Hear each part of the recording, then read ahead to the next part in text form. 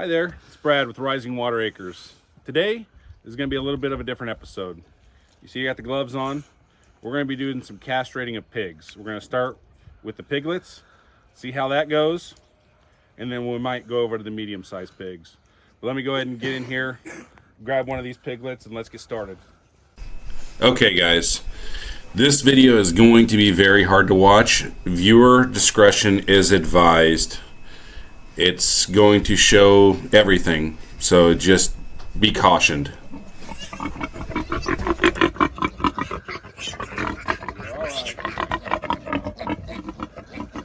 Alright, so these are just a castration kit that you can get from the local farm store.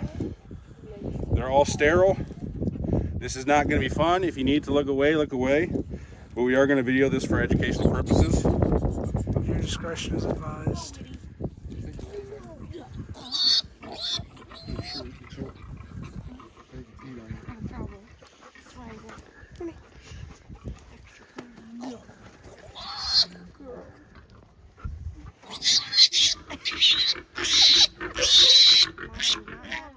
First thing I'm going to do is I'm going to take a little betadine, wipe it over the area. We're going to make 2 small incisions, and we're going to have to pull the testicle out, and it'll break from the cord. Okay, so the reason for pulling the pig testicle instead of cutting it is to prevent the development of scrotal hernias. When the testicle is pulled out, the spermatic cords break off at the point of the thumb, which will help close and heal properly. This is the preferred method because it promotes the closure of the spermatic cords, reducing the risk of hernias. And additionally, pulling the testicle is a quick and efficient method that ensures minimal bleeding in a clean surgical site.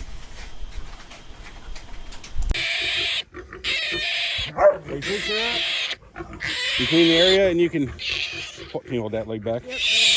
Hold that leg back. You can squeeze, feel the testicle. Okay, there's both testicles right there. It's just gonna take a little cut.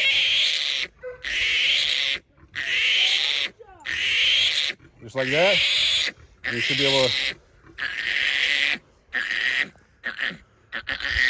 push that testicle out.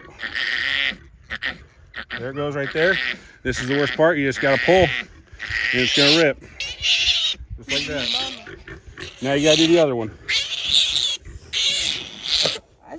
the other one here.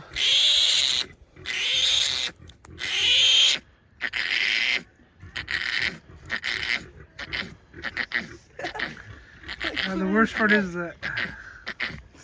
Just think of this, bro. Shut up, Royce. Imagine you were the pig. You just pop it out like that. And then you grab hold of it. Okay, some of you might be wondering why we're doing the castration on piglets or even the mid-sized pigs. These pigs are going to be for consumption, and if you allow them to stay intact, they can get what's called boar taint.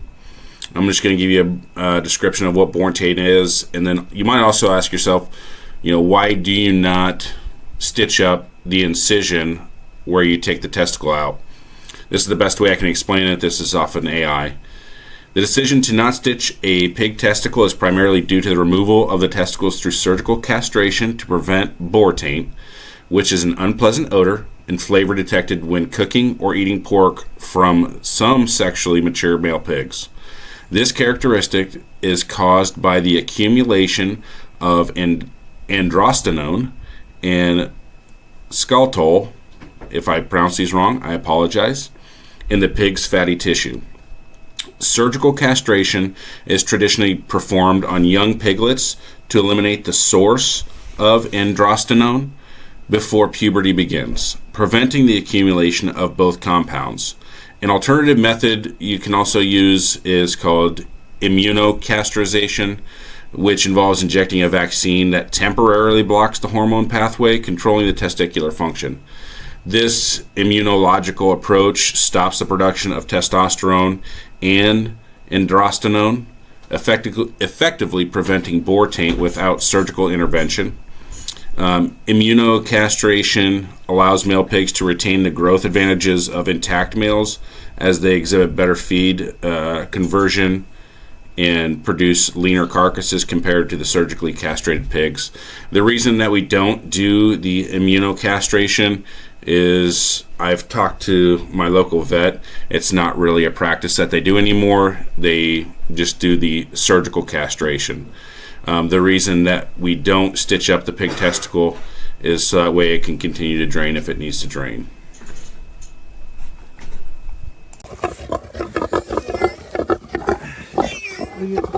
Once you make the incision, you have to rip the testicle out. It's not fun. Just rip the testicle out. You have to make another incision for the testicle. You have to make another incision into the other testicle. You have to put pressure onto that leg. If they do, they are going to squirm.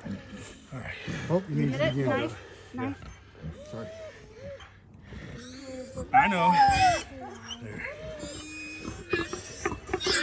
I know, bud. I'm trying. Yeah. You need to buy the gallon.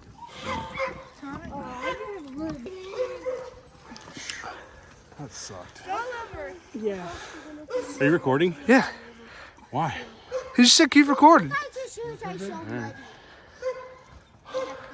You cut yourself? Can you throw those in the trash, please? Guys, it's blue jack. Yeah, I'll probably a few get times. Where? You think? Let's go wash hands. Winnie, stop. You probably don't know because. I'm gonna make yours and sleep. Yes, you are going to get muddy during this.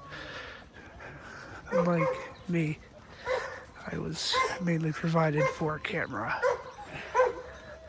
Come on, Winnie. Back of your forearms are real dirty.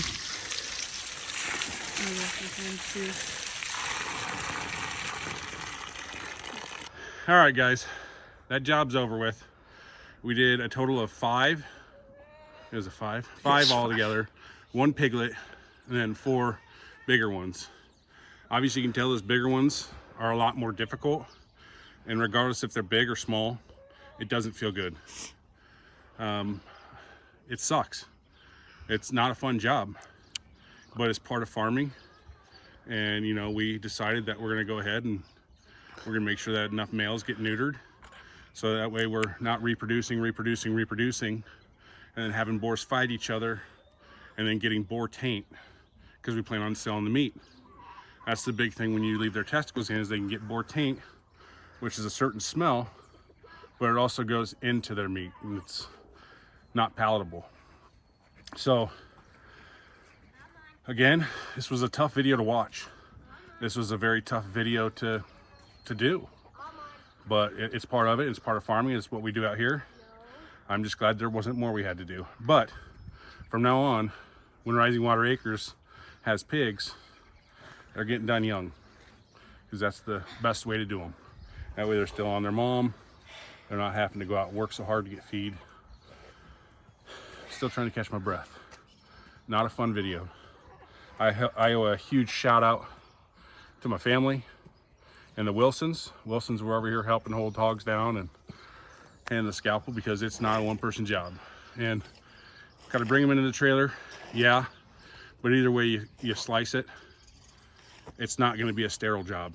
That's why we use our betadine before and after, so that way they have the best chance of survival and not getting an infection. But I will keep an eye on them throughout the next few days to make sure that they're okay.